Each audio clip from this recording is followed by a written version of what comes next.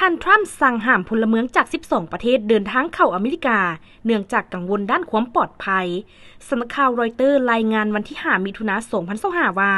ประธานาธิบดีอเมริกาท่านโดนัลด์ทรัมป์ลงนามประกาศห้ามพลเมืองจาก12ประเทศเดินทางเข้าสหรัฐอเมริกา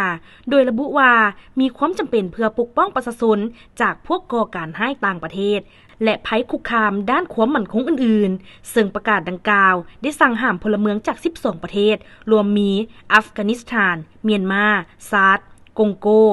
อิคิวทอเรียลกินีเอริเทรียเฮติอิหร่านลิเบียโซมาเลียซูดานและเยเมนเดินทางเข้าสหรัฐอเมริกาตามรายงานของ CBS News ระบุว่านอกนั้นยังมีอีก7ประเทศที่จะต้องถูกจำกัดการเดินทางบางส่วนได้แก่บุรุนดีกูบาลาวเซราลีโอนโตโกเติร์กเมนิสถานและเวเนซุเอลาคำสั่งห้ามดังกล่าวจะมีผลบังคับใช้นับแต่เวลา 00:01 น.ของวันที่9มิถุนายน2025เป็นต้นไปซึ่งวีซ่าที่ออกก่อนวันที่นั้นจะบ่ถูกถอนคืน